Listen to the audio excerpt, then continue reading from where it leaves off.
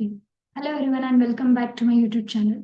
So today we are going to start one YouTube series जिसका mainly आपको use होगा mathematical physics के लिए। सबसे पहला हमारा टॉपिक रहेगा वेक्टर अलजेब्रा। ठीक है, तो एक एक एक काम करके हम वो वेक्टर अलजेब्रा में जो इम्पोर्टेंट टॉपिक है वो टॉपिक हम यहाँ पे डिस्कस करेंगे। तो कुछ इम्पोर्टेंट क्वेश्चन इसमें सॉल्व करेंगे जो कि आपकी CSR नेट एंड बाकी एग्जाम के लिए बहुत ज्यादा हेल्पफुल रहेगा। Okay, let me just shift it here. ठीक, या आई होप मेरी आवाज सबको सुनाई दे रही होगी। चलो तो शुरुआत करते हैं वेक्टर अलजेब्रा से। वेक्टर मतलब एक ऐसी क्वांटिटी है जिसका फिजिक्स में बहुत ज्यादा यूज होता है। Vector is a quantity which has unit as well as we can say magnitude as well as direction. Okay, a quantity with a with magnitude and direction. तो सबसे पहली बात आती है कि अगर किसी भी क्वांटिटी को कुछ मैग्नीट्यूड है, लेंथ है और डायरेक्शन, इसका मतलब वो क्वांटिटी हो गई वेक्टर। तो कुछ एग्जांपल हमारे पास है वेक्टर क्वांटिटी के, जैसे कि एग्जांपल है force is vector quantity, then या acceleration is also vector quantity. और कौन सी वेक्टर क्वांटिटी हो सकती है? Velocity is also vector quantity. Then momentum, जिसको हम पी से डिनोट करते हैं, that is also vector quantity. तो बहुत से लोगों के दिमाग में सवाल आता होगा कि अरे, करंट भी तो एक क्वांटिटी है जिसको डायरेक्शन है। सुनो, करंट अगर आप देखोगे तो current is not vector quantity even it has a direction, not a vector quantity. क्यों, ऐसा क्यों है? करंट को डायरेक्शन है फिर भी उसको वेक्टर क्वांटिटी क्यों नहीं बोलते? बिकॉज जब भी कोई क्वांटिटी को हम वेक्टर डिफाइन करें, उसको मैग्नीट्यूड है, उसको डायरेक्शन है, और वो वेक्टर एडिशन के लॉ फॉलो करता है। कौन से लॉ? जैसे ट्रायंगल्स लॉ वगैरह होता है तो ऐसे लॉ फॉलो करता है। लेकिन अगर आप देखोगे तो करंट के सिनेरियो में it does not follow, it does not follow vector addition. So that's why हम इसको वेक्टर क्वांटिटी नहीं बोलते। ये इंपॉर्टेंट चीज है। चलो ठीक है, अगर ये वेक्टर एडिशन या फिर आप इन शॉर्ट बोल सकते हो वेक्टर एडिशन के लॉस फॉलो नहीं करता, so that's why it is not a vector quantity. Now other vector quantity के एग्जांपल हमने देख लिया, very good. So now let us know some of the important vectors which you should know. जैसे कि हम बोलते हैं टाइप्स ऑफ वेक्टर्स में, टाइप्स टाइप्स में सबसे पहले अगर मैं देखूंगी तो सपोज अगर मैंने इक्वल वेक्टर बोल दिया तो इक्वल वेक्टर मतलब क्या? अ वेक्टर विच हैविंग, अगर दो वेक्टर सपोज हमारे पास एक वेक्टर ए वेक्टर है और दूसरा वेक्टर बी वेक्टर, तो इन दोनों को मैं इक्वल कब बोलूंगी? अगर उनका मैग्नीट्यूड, ये जो मॉड में दिखा रही हूँ it is length of the vector, जिसको मैग्नीट्यूड बोलते हैं, अगर दोनों का मैग्नीट्यूड सेम है और दोनों की डायरेक्शन भी सेम है।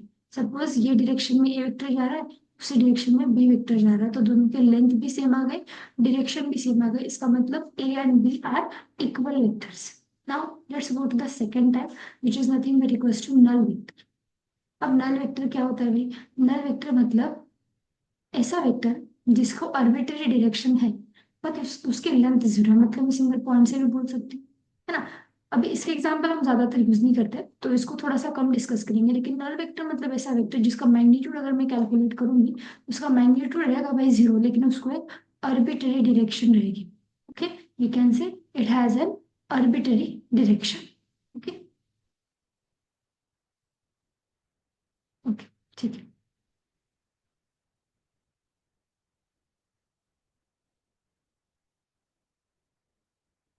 उसके बाद अगर मैं तीसरे वेक्टर का टाइप यहाँ पे तुरंत फटाफट डिस्कस कर लेते हैं, तो तीसरे वेक्टर का टाइप हमारे पास क्या है, जो अपने CSI या फिर गेट के सिलेबस में मेनली आता है। हमारे पास थर्ड वेक्टर जो है वो है reciprocal vector. We can say reciprocal vector मतलब सपोज आपके पास ए वेक्टर है। ओके, ये ए वेक्टर है, इस ए वेक्टर की इस टाइप से डायरेक्शन है, इसकी कुछ लेंथ होगी। ओके, सपोज अगर मेरे पास ये ए वेक्टर है जिसकी लेंथ ए इतनी है, स्मॉल ए इतनी है, तो रेसिप्रोकल वेक्टर जो आएगा, suppose B is the reciprocal vector of A, तो इसकी डायरेक्शन भी सेम आएगी। लेकिन अगर मैं बी का मैग्नीट्यूड कैलकुलेट करूंगी तो उसकी वैल्यू 1/a आएगी। क्या आएगी? 1/a आएगी। वेक्टर है in the same direction but magnitude is reciprocal of that A, तो मैं बोल सकती हूँ B is reciprocal of A. B is reciprocal of A. ठीक है, उसके बाद हमारे पास नेक्स्ट टाइप जो आता है वो है, जो मेनली बहुत सारे टाइप आते हैं लेकिन इसमें हम ज्यादातर फोकस करते हैं, वो है हमारे पास यूनिट वेक्टर। ओके, यूनिट जब आपने वेक्टर स्पेस या फिर ये सारे मैथमेटिकल अलजेब्रा का ये पार्ट जब पढ़ा होगा ना, तो आपने ये भी पढ़ा होगा कि वेक्टर स्पेस में बहुत सारे यूनिट वेक्टर आते हैं, स्पैनिंग करते हैं वगैरह वगैरह। तो देखिए यूनिट वेक्टर जैसे कि आई कैप, जे कैप और के कैप, ये यूनिट वेक्टर के एग्जाम्पल हो गए। ऐसे वेक्टर्स जिनकी लेंथ 1 रहती है, okay, which have unit length, और we can say magnitude is unit magnitude and having a particular direction. Suppose अगर मेरे पास वेक्टर ए है, तो मैं इसको लिख सकती हूँ A cap is unit vector which is nothing but vector A divided by mod of vector A. Mod of vector, ये हो गया यूनिट वेक्टर। तो ये चार बहुत सारे टाइप है, लेकिन ये चार टाइप पे हम ज्यादा फोकस करेंगे। ओके, अब मैं थोड़ा सा 3 डायमेंशन में वेक्टराइजेशन की बात करती हूँ। सो अगर सपोज मेरे पास 3 कार्टेशियन कोऑर्डिनेट सिस्टम है, ये हो गया आपके पास ये एक्स एक्सिस, ये वाई, और ये जेड, और ये ओरिजिन हो गया। अब इसमें मैंने 3D में एक वेक्टर निकाला, suppose this is vector A, और इस वेक्टर ए की जो लेंथ होगी वो कुछ ए मॉड के टर्म्स में आएगी। अगर मैंने इसका प्रोजेक्शन निकाला एक्स वाई प्लेन में, तो देखो कुछ इस तरीके से दिखेगा। तो इसके कंपोनेंट आएंगे, कौन कौन से कंपोनेंट आएंगे देखो, ये आएगा, ये आएगा, और ऐसे ऊपर से। तो इस वेक्टर को मैं 3D में रिजॉल्व कर सकती हूँ as ax along with direction of I cap, then ay along with direction of j cap, and az along with direction of k cap। तो मैंने क्या किया, ए वेक्टर को 3D में रिजॉल्व, ax ay az ये उनके कंपोनेंट हो गए ए वेक्टर के along with x axis y axis and z axis के डायरेक्शन में। नाउ अगर मुझे वेक्टर की लेंथ लिखनी है 3D में, तो मैं क्या लिखूंगी, ए वेक्टर का mod is nothing but square root of component का square addition, okay, A Y square plus A Z. ये हो गया 3D में मैंने ए वेक्टर को रिजॉल्व किया along with 3 cartesian coordinate system, along with 3 axis X Y Z, and उसका मैंने रिजोल्यूशन किया, लेंथ भी उसकी निकाली। Very good. अब नेक्स्ट देखते हैं, देखो ये जो वेक्टर है, उस वेक्टर का यूनिट वेक्टर में कैसे रिप्रेजेंट करूंगी। जैसे कि ए वेक्टर का यूनिट वेक्टर अगर ए कैप हो गया, तो that is A divide by A. तो इसको मैं रिप्रेजेंट ऐसे करूंगी, एक्स आई कैप प्लस, और वी कैन से एक्स के अलावा हमने ए एक्स यूज किया है ना, तो मैं इसको लिख सकती हूँ as x I cap plus A Y J cap plus A Z into K cap. फिर उसको डिनोमिनेटर में क्या आएगा, डिनोमिनेटर में हमारे पास आएगा यहाँ पे ए X square plus A Y square plus A Z square. ठीक है, तो ये हो गया यूनिट वेक्टर। यूनिट वेक्टर मतलब ए के डायरेक्शन में जो वेक्टर जिसकी यूनिट लेंथ है उसको हम बोलेंगे यूनिट वेक्टर। ठीक है, अब नेक्स्ट नेक्स्ट क्या करेंगे, देखो नेक्स्ट हमारे पास एक इंपॉर्टेंट चीज है। देखो ये जो वेक्टर है ना, ये जो वेक्टर है ए वेक्टर, इसने कुछ एंगल बनाए। जैसे कि सपोज एक्स एक्सिस से उसने एंगल अल्फा बना दिया, देन वाई एक्सिस से उसने एंगल बीटा बनाया है, एंड जेड एक्सिस से उसने एंगल गैमा बनाया। तो अगर मैं इसके एंगल के कॉस लूंगी, जैसे कि cos of alpha, cos of beta and cos of gamma, तो ये यहाँ पे देखो कॉस मतलब क्या हो गया, कॉस ऑफ अल्फा अगर मैं कैलकुलेट करूंगी तो कॉस ऑफ अल्फा हमारे पास क्या आएगा, this is a vector A right, हाँ, और ये इसका कंपोनेंट ए एक्स इधर आ गया, ये वाला कंपोनेंट क्या है ए एक्स है। तो कॉस अल्फा हमारे पास आ जाएगा ए x adjacent upon hypotenuse A x upon A. Then अगर मैं देखूंगी, सपोज ये लेंथ में अभी यहाँ पे ए मान ली, ठीक है, देन कॉस बीटा अगर मैंने कैलकुलेट किया तो ये आ गया A Y upon A. I hope सबको ए एक्स ए वाई समझ में आ रहा होगा। This length is called as A X, ये वाली लेंथ हो गई आपकी ए वाई, और ये वाली लेंथ हो गई आपकी ए जेड। ठीक है, और उसके बाद अगर मैंने कॉस गामा कैलकुलेट किया तो आ जाएगा ए जेड अपॉन ए। ठीक है, ए जेड अपॉन ए। चलो इसको क्या बोलते हैं आपको थोड़ी देर में तुरंत समझ में आ जाएगा। आई होप बहुत सारे लोगों ने ऑलरेडी पढ़ा होगा। Okay, wait a minute. Just let me check. Yeah, okay, everything is correct. Now, suppose अगर मैंने इनका सबका एडिशन किया, जैसे आपसे cos square alpha plus cos square beta, square addition बोलूंगी, कॉस स्क्वायर गैमा, तो देखो क्या आ रहा है, A X square upon A square plus A Y square upon A square plus A Z square upon A square, कुछ इस तरीके से आ रहा है ना, right. Okay good, very good. तो अगर इसका मैं समेशन करूंगी तो ए एक्स स्क्वायर ए वाई स्क्वायर ए जेड स्क्वायर तो भाई ए स्क्वायर है, नीचे भी ए स्क्वायर है, इसका मतलब ये तो 1 हो गया। Cos square alpha plus cos square beta plus cos square. Actually ये जो cos alpha cos beta cos gamma जो हम बोल रहे हैं ना, इसको बोलते हैं डायरेक्शन कोसाइन। इसको क्या बोलते हैं भाई, इसको डायरेक्शन कोसाइन बोलते हैं। So we can say let L is equals to cos alpha, then M is equals to cos gamma and n is equals to cos alpha, you can say beta, और ये gamma, इसको बोलते हैं हम direction cosine. Direction cosine इसका बहुत ज्यादा इस्तेमाल होता है कंपोनेंट कैलकुलेशन के लिए, जो कि आगे चल के एक एग्जाम्पल में देखेंगे। अगर मैंने इन तीनों की स्क्वायर एडिशन की, L square plus L square, L square plus M square plus M square, ये बना रहा है, ठीक है। ओके, और एक चीज देखो जरा, डायरेक्शन कोसाइन से मैं और एक चीज क्या निकाल सकती हूँ, यहाँ पे देखना, यहाँ से क्या मिल रहा है, A X is nothing but what, यहाँ से क्या मिल रहा है, A X is equals to A time cos alpha, A Y is equals to A time cos beta and A Z is equals to A time cos gamma. इसका मतलब अगर मेरे पास यूनिट वेक्टर है ए का, जिसको मैं लिखती हूँ ए x I cap plus A Y J cap plus A Z के कैप, करेक्ट, ये वेक्टर हो गया डिवाइड बाय इट्स मैग्नीट्यूड, जिसको मैं ए बोल रही हूँ। तो ये हमारे पास आ जाएगा ए x upon A I cap plus A Y upon A J cap plus A Z upon A into K cap, इस तरीके से। लेकिन भाई ये तो डायरेक्शन कोसाइन, ये भी डायरेक्शन कोसाइन, ये भी डायरेक्शन कोसाइन है, इसका मतलब मैं किसी वेक्टर के यूनिट वेक्टर को उसके डायरेक्शन कोसाइन के टर्म्स में लिख सकती हूँ। है ना मजेदार बात। ओके, एल एम एन के कैप। तो इस तरीके से अगर आपको सिर्फ एंगल भी पता है, वेक्टर की लेंथ पता है, तो आप बहुत आसानी से उसके यूनिट वेक्टर को कैलकुलेट कर सकते हो। ठीक है, आई होप सबको ये बात अच्छे से समझ में आ रही है। अब आगे चलते हैं scalar product and vector product पे। ओके, जो ये वेक्टर्स हैं इनके प्रोडक्ट डिफाइन किए जाते हैं, इनके प्रोडक्ट ऐसे नॉर्मल प्रोडक्ट नहीं होते हमेशा, इसके इनके प्रोडक्ट जो है वो बहुत अलग तरीके से डिफाइन किए जाते हैं। अगर मैं यहाँ पे बोलूंगी products of vector, products of vectors, vectors के प्रोडक्ट पढ़ते हैं। जैसे कि एक प्रोडक्ट आता है स्केलर प्रोडक्ट, स्केलर, और दूसरा प्रोडक्ट आता है हमारे पास वेक्टर प्रोडक्ट। मुझे पता है ये बहुत बेसिक है, लेकिन बेसिक बहुत ज्यादा इंपॉर्टेंट होता है सीएसआर नीट एग्जाम के लिए। अगर आपका बेसिक क्लियर नहीं तो आप एडवांस एग्जाम्पल कैसे सॉल्व करोगे ना। तो देखो, स्केलर प्रोडक्ट मतलब क्या, कि एक ऐसा प्रोडक्ट वेक्टर का जिसका आंसर आपको स्केलर आएगा, जिसको कोई डायरेक्शन नहीं रहेगी। और वेक्टर प्रोडक्ट मतलब कि ऐसा प्रोडक्ट कि जिसका आंसर आपको वेक्टर के टर्म्स में ही आएगा। जैसे स्केलर प्रोडक्ट को हम डिफाइन करते हैं ए डॉट बी बार, और वेक्टर प्रोडक्ट को हम डिफाइन करते हैं ए क्रॉस बी बार। अब ये डॉट और क्रॉस क्या झमेला है, थोड़ा सा डिस्कस कर लेते हैं। देखो, ए डॉट बी मतलब क्या, ए का लेंथ, बी का लेंथ, और उन दोनों के बीच का एंगल कॉस थीटा। ओके, अगर ये सपोज ये वेक्टर ए है और ये सपोज अगर ये वेक्टर बी है, तो इनके एंगल का बीच का एंगल थीटा है। तो इसका मतलब मैं अगर ए डॉट बी रख रही हूँ तो ए की लेंथ बी की लेंथ इंटू कॉस थीटा। अगर मैं ए क्रॉस बी बोल रही हूँ तो ये क्या आएगा भाई, it is length of A length of B into sine theta. Okay, अगर सपोज ये वेक्टर ए है तुम्हारा, तो अगर ये वेक्टर बी है, तो तुम जब ए से बी तक जा रहे हो, मैंने ए क्रॉस बी वाला स्टार्टिंग ए से बी तक जा रहे हो, उनके बीच में एंगल थीटा है, तो जो रिजल्टेंट वेक्टर आएगा वो रिजल्टेंट वेक्टर इन दोनों के प्लेन को परपेंडिकुलर आता है, इन दोनों के प्लेन को परपेंडिकुलर आता है, और यहाँ पे परपेंडिकुलर रहता है टू द प्लेन रहेगा। देखो, अब ये क्रॉस प्रोडक्ट और डॉट प्रोडक्ट है, इसको एक्चुअली बोलते हैं डॉट और इसको बोलते हैं क्रॉस प्रोडक्ट।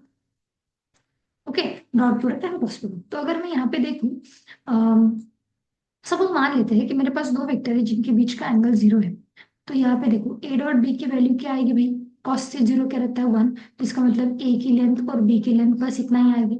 लेकिन अगर सपोज उनके बीच का एंगल पाई बाय 2 हो गया, तो ए डॉट बी की वैल्यू कितनी आ गई, 0। तो इसका मतलब अगर दो वेक्टर परपेंडिकुलर है, नॉर्मल है, ये कैसे चेक करें, उनका डॉट प्रोडक्ट 0 आना चाहिए, उनका डॉट प्रोडक्ट 0 आना चाहिए। वैसे ही अगर सपोज मैंने यहाँ पे थीटा की वैल्यू 0 पुट कर दी, तो ए क्रॉस बी क्या आता है, 0 आता है। इसका मतलब अगर दो वेक्टर के बीच का एंगल 0 है तो उनका क्रॉस प्रोडक्ट 0 आता है। ये आपको हेल्प करेगा जब आप उसके न्यूमेरिकल सॉल्व करोगे तो। ओके, ठीक है। अब देखो, सबसे बड़ी बात, ये जो प्रोडक्ट है ना, ये कम्यूटेटिव होता है। कम्यूटेटिव, राइट, क्या होता है कम्यूटेटिव, कम्यूटेटिव अलजेब्रा देखा होगा आपने, राइट। सो एक्चुअली अगर मैंने ए वेक्टर और बी वेक्टर का प्रोडक्ट लिया, तो वही प्रोडक्ट बी वेक्टर और ए वेक्टर का भी आता है। ओके, ऑर्डर अगर रिवर्स करो तो फिर भी सेम आंसर रहेगा, लेकिन अगर यहाँ पे हमने देखा तो ए क्रॉस बी, इनका answer minus B cross A आता है, तो इसका मतलब this is not commutative, this is not commutative, ठीक है। ओके, उसके बाद जो यूनिट वेक्टर उनके बीच में भी क्रॉस प्रोडक्ट और डॉट प्रोडक्ट डिफाइन किया जाता है। जैसे कि अगर हाँ, जैसे मैंने यहाँ बताया, दो वेक्टर अगर परपेंडिकुलर है तो उनका डॉट प्रोडक्ट जीरो आएगा, दो वेक्टर अगर पैरेलल है तो उनका क्रॉस प्रोडक्ट जीरो है। अब देखो, I cap dot I cap एक ही हो गया, तो इसका आंसर वन आएगा, which is actually equals to J cap dot J cap, which is exactly equals to K cap dot K cap. और इसका आंसर वन क्यों आता है? क्योंकि ये यूनिट वेक्टर है, तो इन दोनों की लेंथ वन रहेगी, इनके बीच का एंगल जीरो है, तो इसका मतलब एंगल जीरो है तो product of their length is one, तो आंसर वन आता है। लेकिन अगर मैंने आई कैप डॉट जे कैप या फिर आई कैप डॉट के कैप दूसरा कोई वेक्टर के साथ किया, ऑब्वियसली वहां पे एंगल कितना है, 90 डिग्री परपेंडिकुलर है, तो ये जो आंसर जो भी आप इसकी कॉम्बिनेशन करोगे, ओके, ये सारे कॉम्बिनेशन जो है हमारे पास, ये सारे ऐसे कॉम्बिनेशन, इसका आंसर जीरो है। क्यों? क्योंकि ऑर्थोगोनल एक दूसरे को परपेंडिकुलर है। लेकिन वैसे यहाँ पे अगर मैं आई कैप क्रॉस आई कैप चेक करूंगी तो वो दोनों पैरेलल है, यूनिट वेक्टर है, तो इसका आंसर जीरो आएगा। देन जे कैप क्रॉस जे कैप करूंगी तो भी आंसर जीरो आएगा, के कैप क्रॉस के कैप करूंगी तो भी आंसर जीरो। अब आंसर नॉन जीरो कब आएगा? जब आई क्रॉस जे है तब वो के आएगा। क्यों? क्योंकि आई और जे के प्लेन को के परपेंडिकुलर है। उसके बाद अगर जे क्रॉस के है तो उसका आंसर आई आएगा, और अगर के क्रॉस आई है तो उसका आंसर क्या आएगा? अब जे आएगा। देखो ये साइक्लिक ऑर्डर फॉलो करता है, अगर मैं ऑर्डर रिवर्स कर दी ना, so it is not commutative, तो निगेटिव साइन आ जाएगा। क्या आ जाएगा? निगेटिव साइन आ जाएगा। अब नेक्स्ट देखते हैं, देखो नेक्स्ट क्या देखना है हमें। एक इंपॉर्टेंट चीज बता देती हूँ मैं प्रोजेक्शन के बारे में, जो कि बहुत से बच्चों को नहीं पता होता है। प्रोजेक्शन पे एक दो बार सवाल भी आते हैं। प्रोजेक्शन कैसे डिफाइन करते हैं? तो जैसे कि सपोज अगर मैं बोल दूं this is my A vector और this is a B vector, तो अगर मैंने ए वेक्टर से एक परपेंडिकुलर निकाला बी वेक्टर पे, तो ये जो लेंथ हो गई ना यहाँ से लेके यहाँ तक, इसको मैं बोलूंगी A X. Okay, projection of A over B. अब मुझे बताओ, देखो ए डॉट बी को हम कैसे डिफाइन करते हैं? ए की लेंथ, बी की length into cos theta. Hmm, A X क्या होता है भाई? This angle is theta, then A X is going to be equals to A length cos theta, A length cos theta. इसका मतलब A dot B is equals to A cos theta, हमारा क्या हो गया? प्रोजेक्शन हो गया। So A naught into cos theta, this is a projection, और यहाँ पे बी की लेंथ एज इट इज है। हमें प्रोजेक्शन कैलकुलेट करना है। प्रोजेक्शन मतलब क्या? ए के जो शैडो पड़ रही है ना बी पे, उसकी लेंथ, इसको हम सिंपल वर्ड में प्रोजेक्शन बोल सकते हैं। तो अगर मैंने प्रोजेक्शन कैलकुलेट किया ए का बी पे, तो आता है A naught cos theta which is A dot B upon B. क्या किया मैंने? मैंने ये वाला जो मैग्नीट्यूड है वो यहाँ पे शिफ्ट कर दिया। भाई ए वेक्टर तो ठीक है, लेकिन B vector upon B mod मतलब क्या हो गया? बी कैप हो गया। तो इसका मतलब अगर मुझे किसी वेक्टर का दूसरे वेक्टर पे शैडो या फिर उसका प्रोजेक्शन कैलकुलेट करना है, तो मुझे उस वेक्टर का और दूसरे वेक्टर का, यूनिट वेक्टर का, दोनों का डॉट प्रोडक्ट लेना होगा। देखो मैंने ए का वेक्टर और बी का यूनिट वेक्टर, इनका डॉट प्रोडक्ट लिया है, तब जाके मुझे पता चला what is the projection of A over B. Projection of A over B. अगर मान लो आपके पास अ, एक वेक्टर है ए, थ्री डी में मैंने इसको दे दिया ए x I cap plus A Y J cap plus A Z के, इस तरीके से। और मेरे पास एक वेक्टर है बी वेक्टर, जो कि मैंने लिख दिया B X I cap plus B Y J cap plus B Z into K cap, इस तरीके से।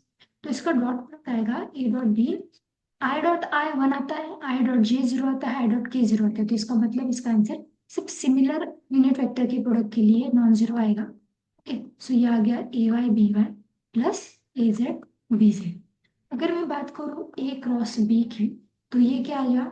ये इसके लिए आपको ना ये डिटर्मिनेंट सॉल्व करना पड़ेगा, आई जे के, क्योंकि क्रॉस प्रोडक्ट में रूल अलग होते हैं ना, यहाँ पे साइक्लिक ऑर्डर फॉलो होती है, तो इसलिए डिटर्मिनेंट सॉल्व करना ज्यादा आसान होता है। यहाँ पे आपके पास है ए एक्स ए वाई, और यहाँ पे ए जेड है, यहाँ पे है बी एक्स, यहाँ पे है बी वाई, और यहाँ पे बी जेड। तो ये आ जाएगा I cap in bracket A Y B Z minus A Z B Y minus J cap in bracket A X B Z minus A Z B X, okay, plus K cap in bracket A X B Y minus A Y B X. ठीक है, इस तरीके से। तो ये हो गया हमारे पास क्रॉस प्रोडक्ट और डॉट प्रोडक्ट। ठीक है, इस तरीके से हमारा क्रॉस प्रोडक्ट और डॉट प्रोडक्ट यहाँ पे खत्म होता है। और एक चीज मैं बता देती हूँ थोड़ी सी, अगर दो वेक्टर को लीनियर है, जैसे मैंने पैरेलल बोला था, तो उनका क्रॉस प्रोडक्ट जीरो आता है, तो परपेंडिकुलर है तो उनका डॉट प्रोडक्ट जीरो आता है, ये याद रखना। इसके साथ हम कुछ एग्जांपल नेक्स्ट वीडियो में सॉल्व करेंगे। हमें इसका जो ट्रिपल प्रोडक्ट है, scalar triple product and vector triple product, ये नेक्स्ट सेशन में डिस्कस करना है। आई होप सभी को ये वीडियो पसंद आया होगा। अगर वीडियो पसंद आए तो लाइक करना। थोड़ा सा हैंड राइटिंग में मुझे वर्क करना है बिकॉज ये वाला पेन टैप सिस्टम मेरे लिए काफी नया है। So let's meet in the next video. Until then, bye bye, take care and don't forget to follow my channel. Bye bye.